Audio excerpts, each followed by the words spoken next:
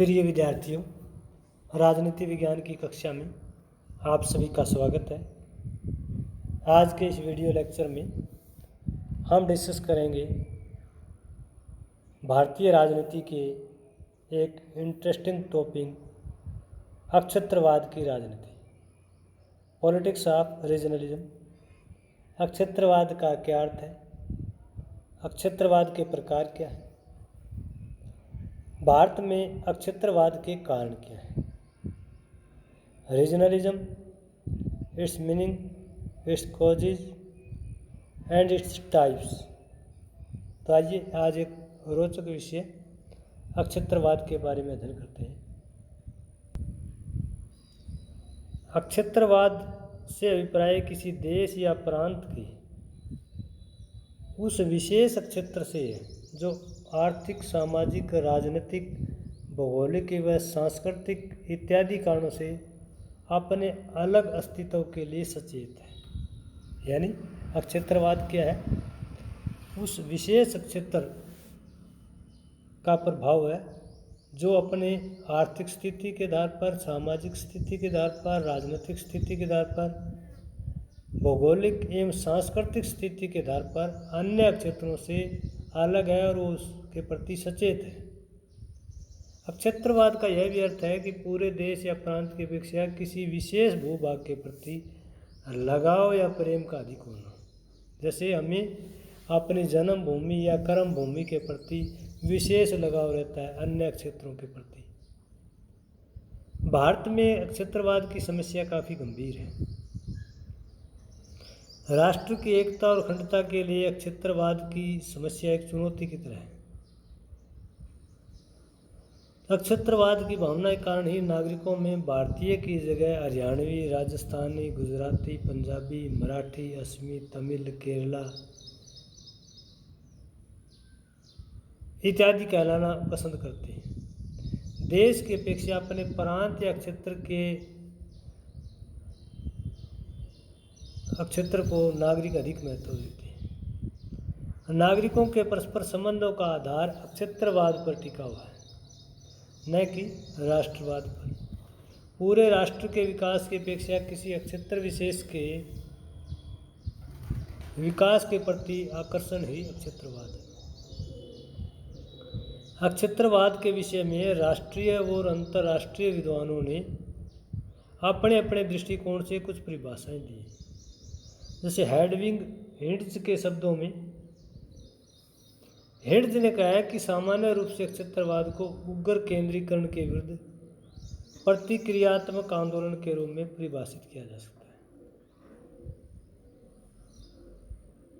उग्र केंद्रीकरण यानी सेंट्रल सरकार जो है ज़्यादा उग्र हो जाती है, शक्तियों का जहाज एक स्थान पर ज़्यादा केंद्रित हो जाती है, तो उस केंद्रीकरण को तोड़ने के लिए प्रतिक्रिया स्वरूप जो आंदोलन होता है उसे अक्षत्रवाद कहते हैं। डॉक्टर DC गुप्ता ने कहा है कि अक्षत्रवाद का अर्थ देश के मुकाबले किसी विशेष क्षेत्र के साथ प्यार से है। यानी गुप्ता मानते हैं कि पूरे देश की बजाय किसी देश के एक विशेष भूभाग से, जहाँ उसका जन्म हुआ है, जहाँ उसकी कर्म भूमि है, जहाँ उसका किसी अन्य कारणों से लगाव है, सांस्कृतिक है, भौगोलिक है, आर्थिक है, सामाजिक है, उस अक्षत्र विशेष के प्रति उसका प्रेम ही अक्षत्रवाद की भावना को उजागर करता है।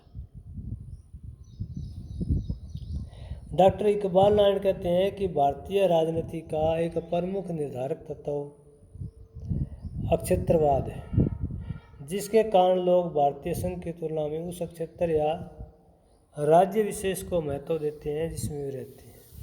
यानी अक्षत्रवाद क्या है? संघ की तुलना में उस क्षेत्र को ज़्यादा महत्व दिया जाता है जहाँ उनका रेजिडेंस है, जहाँ उनका जन्म हुआ है, जहाँ उनकी कर्मभूमि है।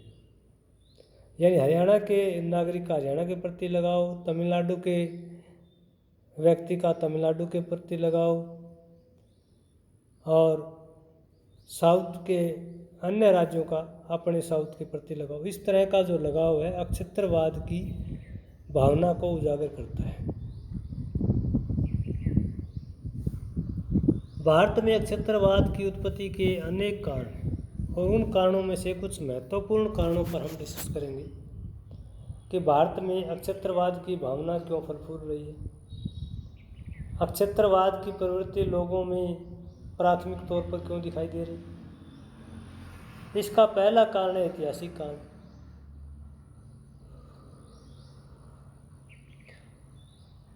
अक्षत्रवाद का महत्वपूर्ण कारण ऐतिहासिक स्थिति है।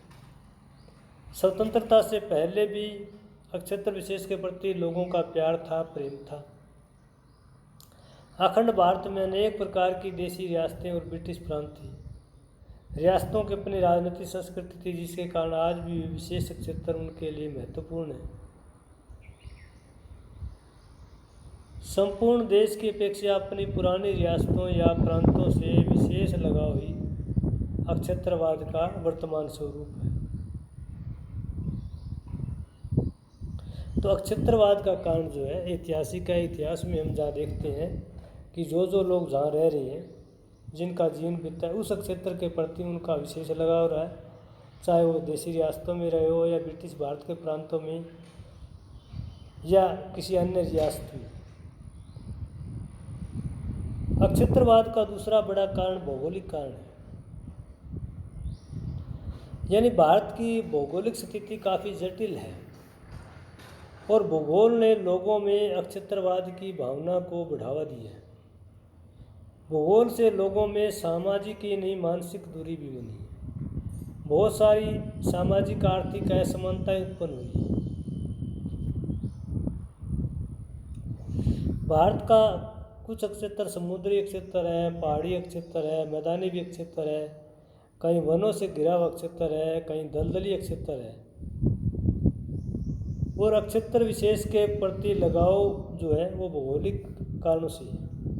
पहाड़ी क्षेत्रों में लोग मैदानी क्षेत्रों से अपने आप को अलग समझते हैं। रेगिस्तानी क्षेत्रों के लोग समुद्री क्षेत्रों के लोगों से अलग समझते हैं।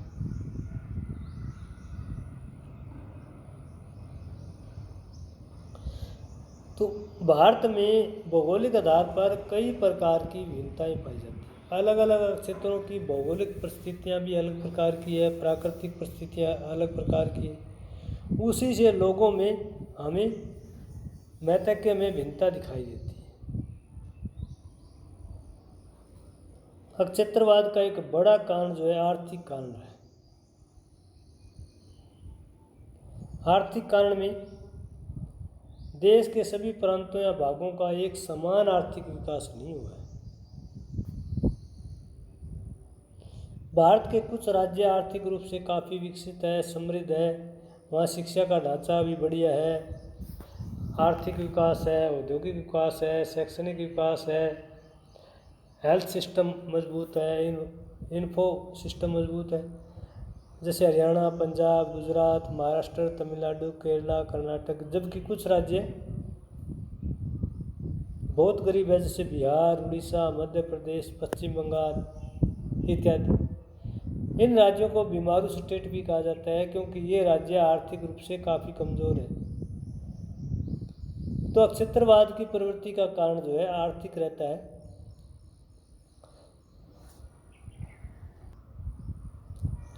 यही नहीं, एक ही प्रांत में एक समान विकास दिखाई नहीं देता। उदाहरण के लिए उत्तर प्रदेश है, पूर्वी उत्तर प्रदेश काफ़ी पिछड़ा हुआ है। पश्चिमी उत्तर प्रदेश जो है विकसित है। राजस्थान में रेगिस्तान क्षेत्र शेष भाग की तुलना में काफ़ी पिछड़े हुए हैं। तो आर्थिक रूप से पिछड़े हुए क्षेत्र में अक्षत्रवाद की भावना जल्दी से घर कर जाती है। अक्षत्रवाद के धार्मिक कारण भी रहे हैं।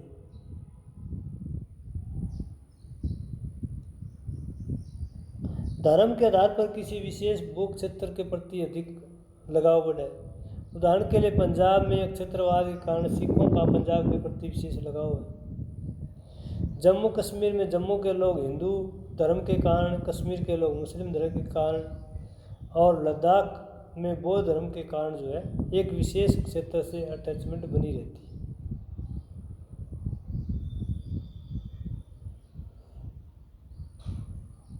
जम्मू कश्मीर में जम्मू के लोग हिंदू धर्म के कारण और कश्मीर के लोग मुस्लिम धर्म के कारण अक्षत्रवाद को ही बढ़ावा देते हैं। उत्तर पूर्व में नागालैंड और मिजोरम आदि राज्यों की स्थापना में ईसाई लोगों के अलगाव का अधिक योगदान रहा। तो धर्म है वो क्षेत्रवाद का एक बड़ा कारण है।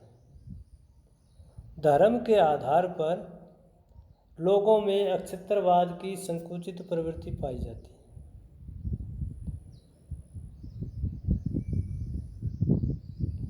अक्षत्रवाद का भाषाई कारण भी, भाषा के आधार पर एक भाषा भाषी समूह अन्य भाषा भाषी समूह से अपने आप को अलग मानने लगते हैं। भाषा की भिन्नताएं मनोवैज्ञानिक भिन्नता भी नागरिकों में पैदा करती है, राजनीतिक सामाजिक भिन्नता पैदा करती है।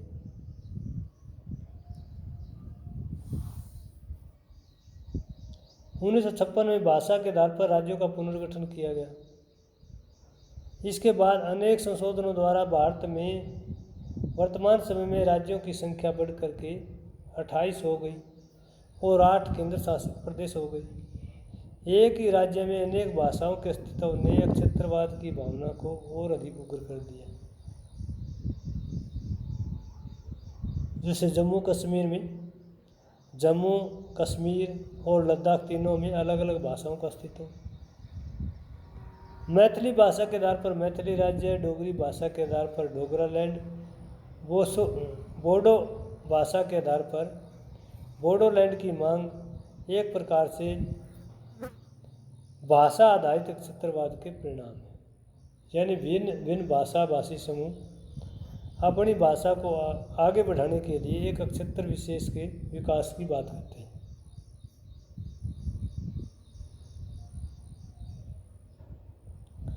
भारत में अक्षत्रवाद के राजनीतिक कारण भी रहे हैं।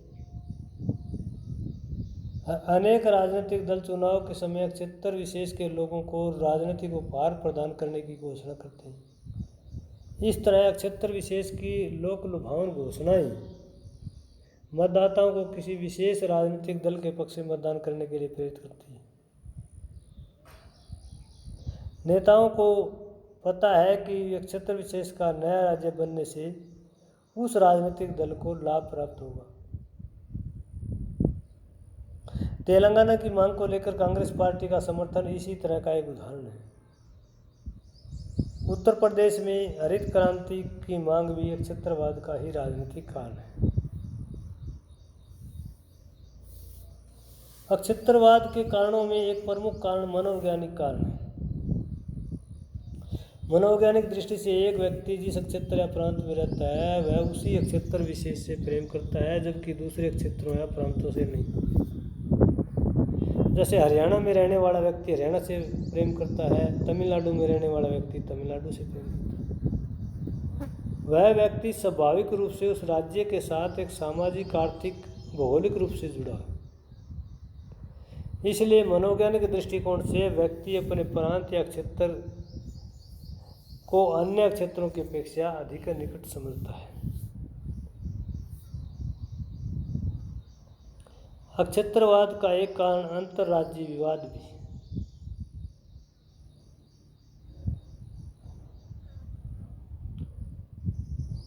भारत में राज्यों के परस्पर विवाद भी अक्षत्रवाद की उत्पत्ति का ही कारण है। पंजाब व हरियाणा के बीच सतलुज यमुना लिंक नहर, चंडीगढ़ अक्षत्र, पंजाबी भाषा भाषी क्षेत्र, कर्नाटक व महाराष्ट्र के बीच बेलगांव को लेकर तमिलनाडु व कर्नाटक के बीच कावेरी जल विवाद को लेकर हरियाणा व उत्तर प्रदेश में यमुना नगर की सीमा के रूप में दिल्ली व हरियाणा में यमुना जल विवाद इत्यादि अंतर्राज्यीय विवाद है जो विभिन्न क्षेत्रों में अक्षत्रवाद को बढ़ावा देते हैं। तो अक्षत्रवाद का बड़ा कारण अंतर्राज्यीय विवाद है। एक राज्य का दूसरे राज्य के साथ जो है कई तरह की समस्याएं आती है। भारत में अक्षत्रवाद के कई प्रकार हैं, कई स्वरूप हैं। पहला है भाषाई अक्षत्रवाद। स्वतंत्रता के बाद से भारत में भाषा के आधार पर नए राज्यों की मांग बढ़ती गई। 1952 में भाषा के आधार पर सबसे पहले तेलुगु नेता पोटी श्री रामुलु के नेतृत्व में मद्रास से आंध्र प्रदेश राज्य को अलग करने का जोरदार आंदोलन चलाया गया।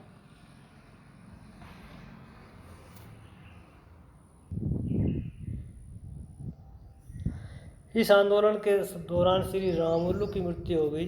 स्थिति पर नियंत्रण रखने के लिए अक्टूबर 1953 को आंध्र प्रदेश नामक नए तेलुगु भाषी राज्य का गठन किया गया। भाषाई समस्या के समाधान के लिए केंद्र सरकार ने न्यायाधीश फजत अली की अध्यक्षता में राज्य पुनर्गठन आयोग का गठन किया। राज्य पुनर्गठन आयोग की संस्तुतियों के आधार पर 1956 में भाषा के आधार पर नए राज्यों का गठन किया गया। इसी प्रकार भारतीय संघ में 14 राज्य और 6 संघीय क्षेत्रों में विभाजित किया गया। इसके बाद पूरे देश में भाषाई समस्या ने विकराल रूप धारण कर लिया।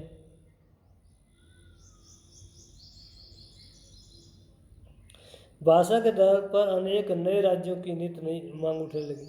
1960 में भाषा के आधार पर बम्बई को महाराष्ट्र व गुजरात में बांटा गया।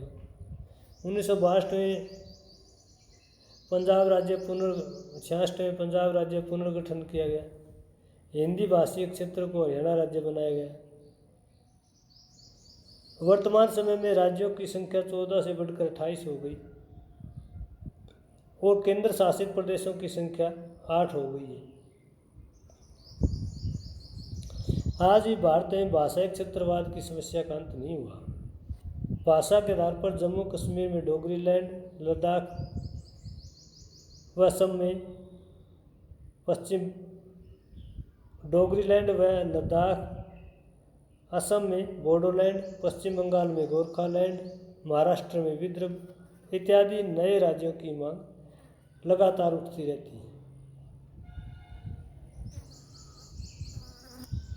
आर्थिक क्षेत्रवाद ये भी क्षेत्रवाद का एक महत्वपूर्ण स्वरूप है कि देश में आर्थिक असंतुलन ने क्षेत्रवाद की प्रवृत्ति को बढ़ावा दिया है। देश के कुछ राज्य बहुत ज़्यादा विकास कर गए हैं हर क्षेत्र में और कुछ क्षेत्र आज भी वैसे ही पिछड़े हुए आज़ादी के समय की तरह। 1953 में मद्रास से आंध्र प्रदेश को अलग राज्य बनाने के लिए प्रमुख कारण आर्थिक था। आंध्र प्रदेश के लोगों का मानना था कि क्षेत्र के लोगों द्वारा क्षेत्र का लगातार शोषण हो रहा है। असम राज्य में बोडोलैंड नामक नए राज्य की मांग एक प्रमुख कारण आर्थिक असंतुलन रहा।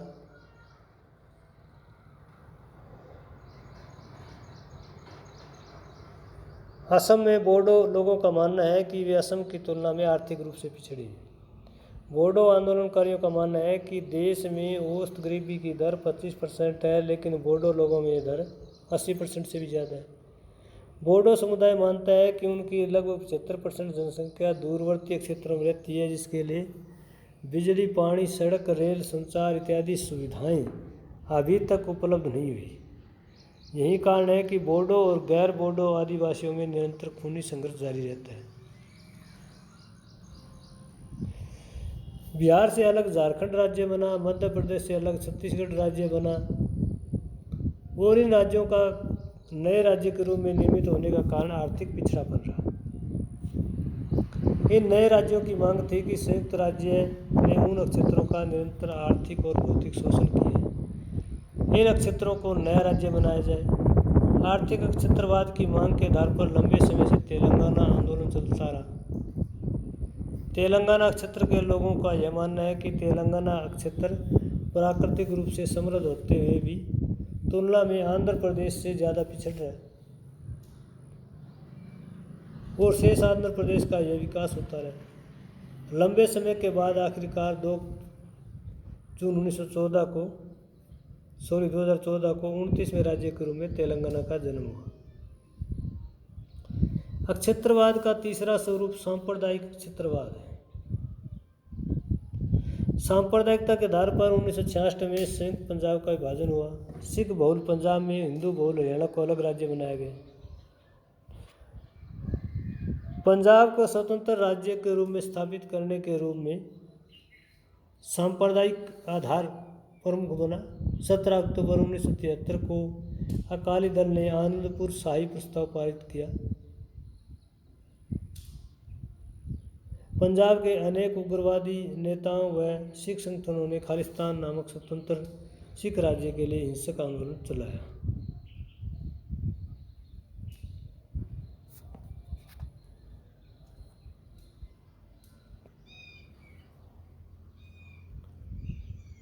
सांप्रदायिक आधार पर ही जम्मू कश्मीर राज्य में स्वतंत्र कश्मीर की मांग का उठना। जम्मू कश्मीर में जम्मू क्षेत्र हिंदू बहुल, लद्दाख क्षेत्र बौद्ध बहुल और कश्मीर क्षेत्र मुस्लिम बहुल है। सांप्रदायिक क्षेत्रवाद के आधार पर ही अधिकांश कश्मीर निवासी स्वतंत्र राज्य की मांग करते हैं। अलगाववादी क्षेत्रवाद से अभिप्राय है कि वो विशेष क्षेत्र जो अपने आप को देश से अलग मानता है, देश के संघीय ढांचे से अलग करने की कोशिश करता है, उसे अलगाववादी क्षेत्रवाद कहा जाता है। इस तरह का पहला उदाहरण तमिलस्तान की मांग रही है। 1960 में मद्रास में डीएमके ने स्वतंत्र राज्य के लिए उग्र आंदोलन चलाया। डीएमके ने पुडुचेरी, तमिलनाडु और श्रीलंका के तमिल क्षेत्र को मिलाकर स्वतंत्र राज्य तमिलस्तान की मांग रखी।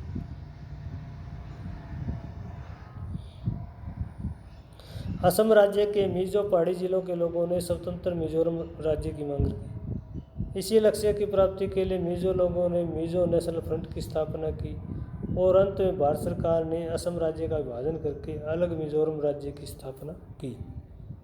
इसी तरह असम राज्य के नागा जाति के लोगों ने स्वतंत्र नागालैंड राज्य की मांग रखी। नागा क्षेत्र के लोगों की मांगों को ध्यान में रखते हुए भारत सरकार ने असम का पुनर्गठन करके नागालैंड राज्य की स्थापना की। पंजाब राज्य के उग्रवादी नेताओं ने भी स्वतंत्र पंजाब संघ या खालिस्तान राज्य की मांग रखी। पंजाब के उग्रवादी नेताओं और सिख संगठनों ने स्वतंत्र राज्य की मांग के लिए हिंसक आंदोलन आरंभ किया। इसलिए 1984 में श्रीमती इंदिरा गांधी ने गुरुद्वारा में आतंकवाद खत्म करने के लिए ऑपरेशन ब्लू स्टार चलाया और पंजाब से उग्रवाद को खत्म किया। तो आज का हमारा टॉपिक था क्षेत्रवाद का क्या अर्थ है, क्षेत्रवाद की ऐतिहासिक पृष्ठभूमि क्या रही है, क्षेत्रवाद के विषय में राष्ट्रीय और अंतर्राष्ट्रीय राजनीतिक विद्वानों की क्या धारणाएं हैं, क्षेत्रवाद के स्वरूप क्या है, प्रकार क्या है, भारत में क्षेत्रवाद या क्षेत्रवाद की राजनीति के क्या क्या कारण रहे हैं। तो क्षेत्रवाद की राजनीति से संबंधित आज का ये वीडियो लेक्चर आपको कैसे लगा कमेंट करके ज़रूर बताइएगा। अगर ये लेक्चर पसंद आता है तो इसे लाइक कीजिए, अपने मित्रों के साथ शेयर कीजिए और मेरे इस YouTube चैनल को सब्सक्राइब करना न भूलिए ताकि आने वाली हर नई और इंटरेस्टिंग वीडियो आप तक आसानी से पहुंच सके। धन्यवाद।